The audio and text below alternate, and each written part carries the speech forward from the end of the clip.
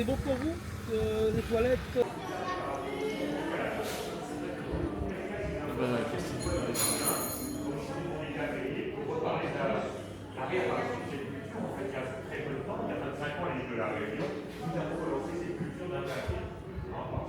en parlerai tout à l'heure. Un petit message de prévention aussi maintenant. Vous n'êtes pas sans savoir qu'il se peut que dans un jardin, il y ait des formes de vie. Celle-ci, c'est une Arundina graminifolia que nous, on n'est pas très fort sur les noms latins localement, donc on se trouve des petits noms locaux. Hein. On l'appelle orchidée bambou. Hein, une tige qui s'apparente à un bambou, une orchidée au bout, orchidée bambou. Petite plante sympathique, hein, on se laisserait attendrir. Vous avez, voilà, faites attention à vous. Si vous sentez que ça défaille un peu, ne poussez pas le bouchon trop loin. Je sais que des fois, j'ai des petits soucis dans les visites avec ça, donc soyez prudents.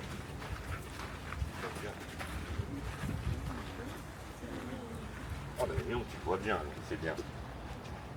Alors, on va se répartir à peu près moitié-moitié de chaque côté pour que je puisse évoquer 2-3 petites choses.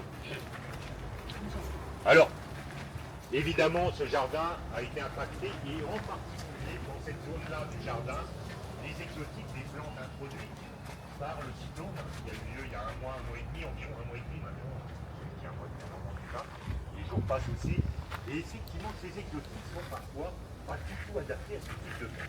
L'adaptation des plantes, c'est assez étonnant. La manière dont... À La Réunion en ce moment, en vous approchant des villes, vous allez voir des massifs entiers recouverts de ces petites fleurs bleu ciel. Je vais attendre que le groupe avance un petit peu pour parler de ça. Parce que ça, on en voit pour le moins un petit peu partout. La Réunion, c'est à la limite, et moi je l'aime beaucoup pour ça, c'est une plante de feignant. Je vais vous dire très franchement, une plante de la famille. Je vais vous montrer, tiens, on aperçoit, je le disais, c'est pas énorme parce que ces plantes ont subi les pluies. Et s'il y a une chose que ces plantes détestent, c'est l'eau. Ces plantes, comme j'ai dit, pachicole, toujours. Les petites roses du désert, en rouge, en blanc, en rose. Ça, il faudrait pouvoir les voir dans leur pays d'origine. Malheureusement, ce pays n'est pas accessible, c'est le Yémen. Un pays sublime, des paysages incroyables, mais peu accessible au final. La tentation était grande. Elle ressemble à du jasmin. Ça vous a fait penser à un jasmin, effectivement. Et quelle déception quand on y pose le nez dessus, parce qu'on l'appelle le faux jasmin en créole, en fait.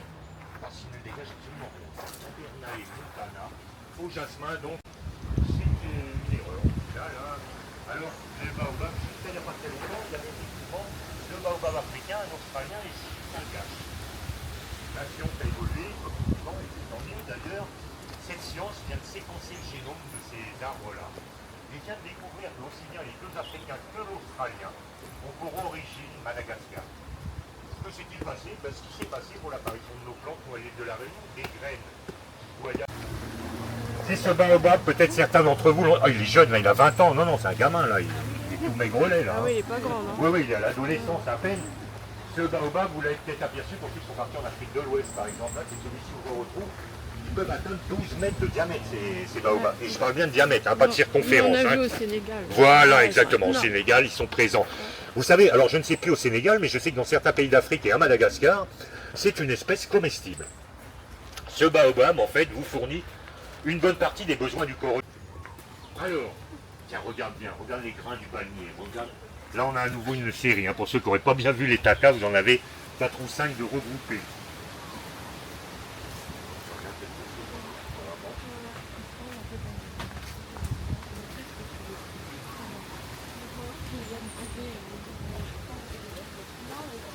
Attention, il y a une zone bien boueuse, ne glissez pas, passez sur le côté. Surtout ceux qui regardent à travers un objectif. Je vais faire les deux. Faites attention quand même. Je vous remercie. C'est vrai que vous êtes une dame. Nous, les messieurs, on ne sait pas faire deux choses à la fois. Mais bon, on n'a pas cette qualité-là, effectivement. Il y en avait là-bas aussi des grandes caca, là, un peu éclairées sur le soleil. Allez, on va se regrouper ici. Tiens.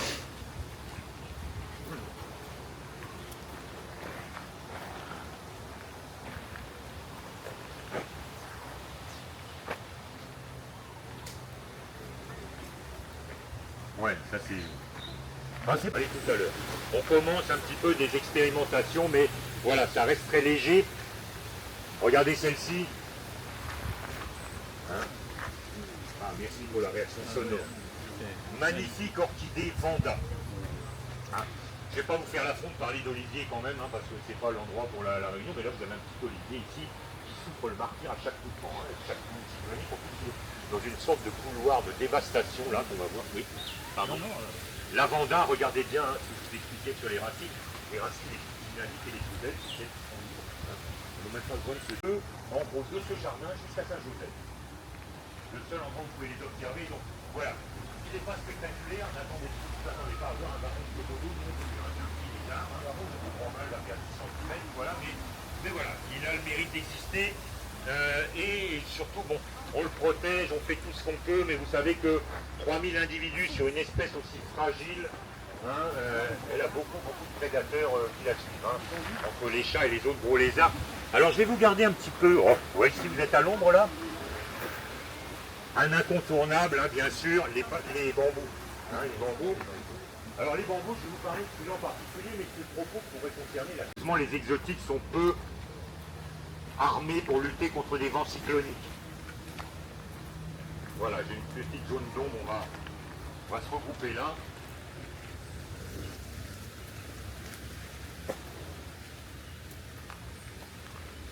Alors deux, trois petites choses. En particulier ces bambous qui ont été étêtés en fait, hein, c'est nous qui les avons découpés parce que le bambou en fait il a une prise au vent terrible et un enracinement qui court au sol. Les plantes à 5 mois, c'est les derniers hybrides qui viennent chaque année. Les botanistes là-bas, une collection avec un dégradé de fleurs à chaque année différente. On a une très belle là-bas d'ailleurs. Ici là on l'a évoqué, non j'ai oublié. On la voit souvent jaune dans les jardins réunionnais, vous la verrez en circulant, c'est l'anamanda. En cours, on la retrouve assez peu au final. En fait, elle est victime de sa réputation en matière de toxicité. Hein. Les alamandas sont des plantes hautement toxiques. Tiens, ben, regardez celui-là. En particulier, à 300 applications médicales avec ce végétal. Le feuillage, les fleurs, les bâtons. Ça, intéresser les ONG depuis un certain nombre d'années aussi pour monter des programmes de lutte contre la sous-nutrition. Le feuillage est concerné essentiellement. Le feuillage est un bread. Hein. Un bread d'ailleurs, chez nous on va en parler juste après, parce que ce feuillage depuis quelques années constitue un parfait complément alimentaire pour les gens qui ont choisi le végétarisme ou le véganisme. Tout ça, hein. Des protéines végétales en quantité phénoménale à travers ça. Tous les acides aminés produits par le corps humain sont présents, essentiels, sont présents dans ce petit végétal. Des vitamines de toutes sortes, hein, quelque chose d'absolument incroyable. Alors attention, hein, c'est effectivement un végétal qui rebooste le métabolisme. En gros, ça intervient sur tous les aspects du fonctionnement du corps humain. Je dis attention pourquoi? Parce que ça peut sembler une bonne idée, par exemple, pour une dame qui se renvoie de famille, souvent, boîte de famille, ça veut dire comme ça, en créole. Hein. Comment ça on pourrait se dire, tiens, j'ai fait un petit coup de bouche, justement, ça tombe à dire, surtout pas. Il y a trop de vitamine A à l'intérieur. Donc, danger, risque de... On va avancer un peu. Voilà, première barrière ici déjà. Vous en avez une deuxième, vous la passez et on va se retrouver juste après parce que, voilà, vous ne pouvez pas faire les... C'est vrai que pour les grands pas, ils sont jetés en plein dans toute l'hiver. Mais le... Non, c'est l'export, c'est l'organisme.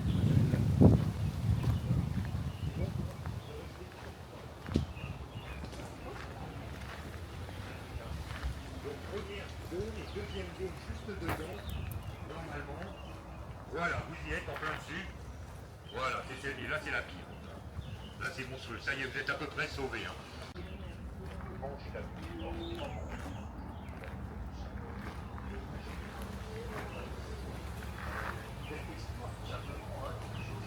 D'autres dans la bouche, une autre sensation. Alors, un incontournable de ce jardin que j'adore personnellement. Alors là, la surprise, elle va venir de la famille. C'est bien, cheveux blancs, espagnol,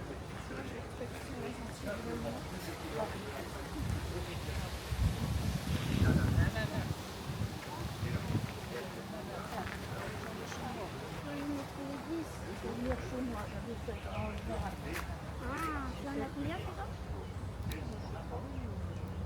Parce que moi là j'en ai trouvé 10. 500. Alors ils sont, tu sais, j'ai une terrasse et il y a un toit en voûte.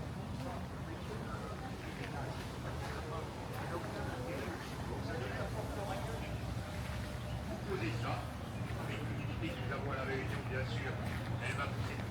chaleur, hein, bien sûr, vont suffire au développement de la celle-là.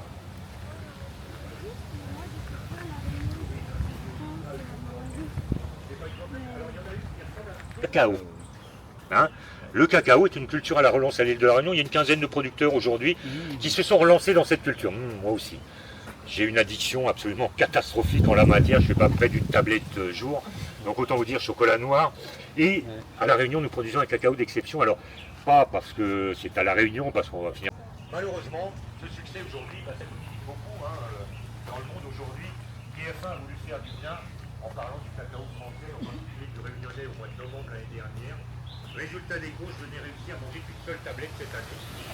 Parce que, à la suite de le reportage, tout le monde a appelé le transformateur qui fait ça à la possession. Et il n'y a plus une tablette en un mois et demi. Bon, non, mais il y a 1500 tablettes de produits, donc c'est une production. Mais quand vous êtes accro à ça. Parce que les autres choses, là, quand on vous dit, quand il y a 40% de cacao, ça veut dire que le reste. Ouais, c'est bourré d'oxalate le cacao, c'est pas bon. Vous êtes arrêté, alors elle est bien celle-là. Elle a un nom, je vais vous donner le lac cette fois-ci, hein, vous ne pourrez pas y échapper. Il est très simple et il explique le fonctionnement d'une entité. On appelle ça un dendrobiome. Et dendron en latin, c'est l'arbre. Et aussi la vie. La vie sur l'arbre s'explique donc aller faire Cattleya. Je ne crois pas avoir besoin de vous traduire cela précisément. Hein. Ça signifie ça aujourd'hui dans la langue française, hein, aller faire Cattleya. Donc c'est inspiré du côté de chez Swann. Hein. Les livres qu'on nous demande de lire à 14 ans, mais bon, c'est pas hyper branchant à cette époque-là, ces histoires. Mais voilà l'histoire de cette fleur, hein, tout simplement. Là, le monstera, comme l'ont appelé les jeunes gens, les anciens souvent se trompent d'ailleurs. Ils m'appellent ça philodendron. C'est un faux philodendron. C'est les jeunes qui ont raison. C'est un monstera deliciosa. C'est donc une plante deliciosa parce que c'est délicieux quand il est à parfaite maturité, parce que ça, c'est un fruit. L'aiguille de cette plante-là ne doit pas être consommée, par contre, pas bien mûre. C'est toxique. C'est une plante réputée toxique, le monstera. Je vous l'ai dit au début de visite. Hein. Elle n'est plus toxique à parfaite maturité. Les grains sont encore plus allongés. Je vais en cueillir un là dans un instant, on va passer. En attendant, ceux qui ont vu là, vous voyez, donc ça c'est des pieds de bourbon rond. Hein. Regardez la forme de l'arbuste et vous allez voir que l'autre est totalement différent. Voilà. On pointu. Non, c'est pas du café. Non, c'est des variétés de problèmes. Souvent, on est plus là. Ah, vous voyez sentir, le café ne sent rien tant qu'il n'est pas torréfié. D'accord? C'est à la torréfaction que vont sortir, donner son nom à cet incroyable palmier. La raison de sa non-présence dans les jardins réunionnais, c'est sa taille. Aujourd'hui, quand vous avez un petit 500 mètres carrés, c'est que ça va pas trop mal dans la vie. Avant, il y avait de grandes cours. On le retrouve sur des ronds-points, souvent, des lieux publics aussi. Hein. Alors pour moi, à mon sens en tout cas, la plus importante des plantes de l'île de la Réunion, des endémiques réunionnaises, enfin l'une des trois, puisqu'il y a 3 variétés endémiques à l'île de la Réunion et comestibles. Et le palmier, le dépulpé, le grain, et on découpe donc 2 grammes de café par seconde. Alors,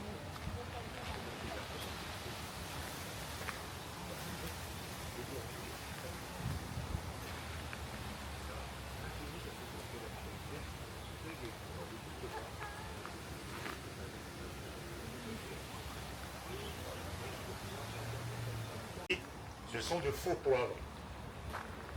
Ça, c'est ce que tu as regardé avec l'assistance.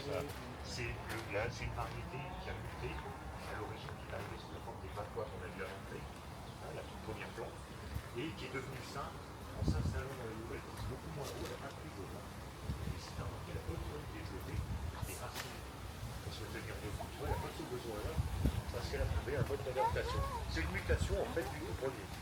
Le tout premier, il arrive sur les bords de mer de Madagascar, sur les bords de mer de la même manière. Et en arrivant dans les hauteurs de l'île, là-bas, c'est l'Ermitage, la Saline, les bains. Faites coucou au personnel de l'hôtel quand même. C'est sympa, hein. Alors, généralement...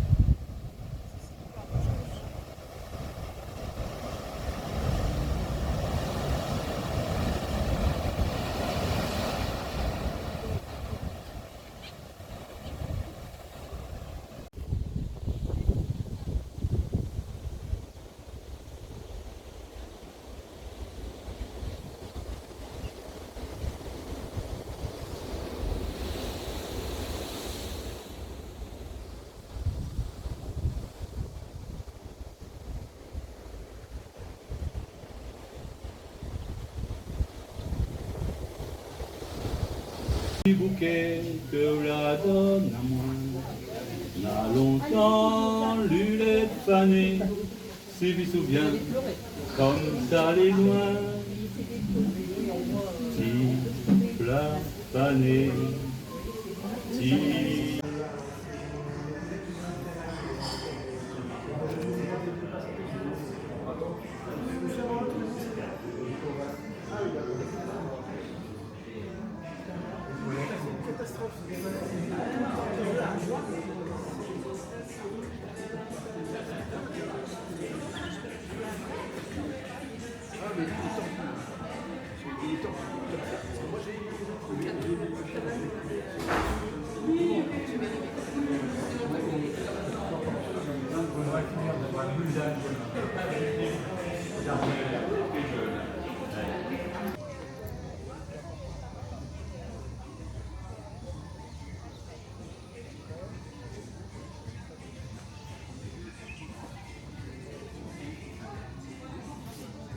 Un pirate, aussi la seule esclave enterrée dans un cimetière, Delphine Herlode. Donc son nom de famille vient d'un endroit de Sainte-Marie où ses propriétaires adoraient cette jeune fille qui s'occupait très bien de ses enfants. Ensuite, plusieurs métissages consentis cette fois-ci de l'île de la Réunion. On a eu des noms, beaucoup de noms de famille. Quand c'est consenti, en fait, si vous voulez bien, le père va donner le nom de famille à l'enfant et automatiquement, il va hériter de tout ce qui a été, de tout ce qui est du père. Donc, plusieurs bébés métis de l'île et plusieurs poètes aussi. Donc, vous avez le Pont de l'Île, Auguste Lacossade, Évariste de Parny, ensuite, ouais. Il y en a quelques-uns. Et tous sont nés, la plupart, dans l'ouest de l'île.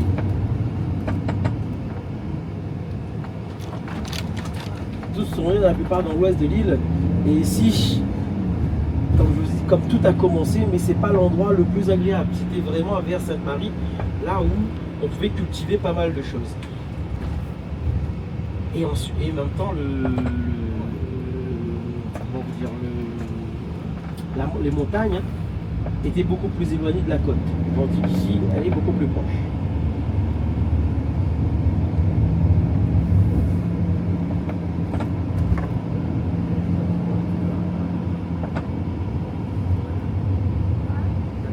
Ou Mafak, qui est devenu à l'heure actuelle Mafat. Donc, Mafat, ça veut dire tout simplement celui qui tue, celui qui tue.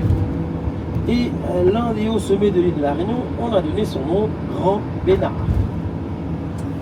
On l'a enterré, ils ont enterré son corps, oui, parce qu'il fallait l'enterrer, c'était un sorcier, il fallait l'enterrer, son corps à un endroit qu'on appelle la glacière. Oui, messieurs, dames, à l'époque, dans les années 1831, Madame des Bassins pouvait boire de l'eau glacée. Sur sa table, un breton est arrivé à l'île de la Réunion, a découvert au-dessus de l'île de la Réunion que, en fait, il faisait très très froid la nuit et il pleuvait quasiment tous les après-midi. Donc il a demandé à Madame des Bassins, bien sûr avec l'accord de l'église de Villèle, j'appelle Pointu, donc avec l'accord du prêtre, ils ont fait une petite expédition sur Piton Maïdo et arrivé là-bas, ils ont creusé trois gros puits. Donc ce breton-là, quand il a creusé ces trois gros puits avec les esclaves, le lendemain, il venait récupérer des morceaux de glaçons pour mettre à la table de ce cher Madame des Bassins. Alors, des glaçons, imaginez-vous bien, partir de 2200 mètres d'altitude pour arriver à moins de 300 mètres d'altitude, il ne fallait pas que le glaçon, bien sûr, elle fondait. Sinon, les esclaves recevaient des coups de fouet, ou, comme je vous ai dit, on leur coupait le jardin. Et donc, si c'était le cas, le glaçon tombait ou fondait, c'était problème pour l'esclave. Et donc, on a donné le petit nom, il reste des vestiges du temps passé, et que la glacière, c'est trois gros puits qui creusaient là-haut au Piton Maïdo. sont toujours présents.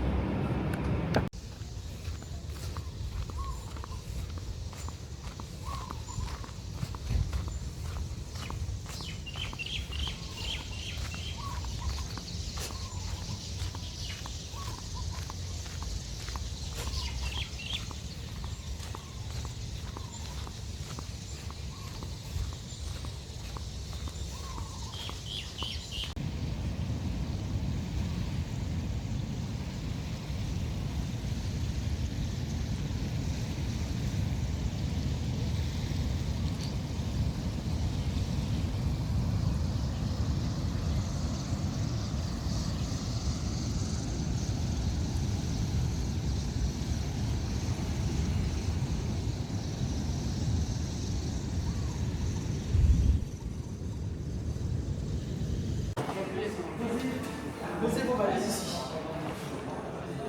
Posez toutes vos valises ici. Ça va? Posez toutes vos valises ici, déjà.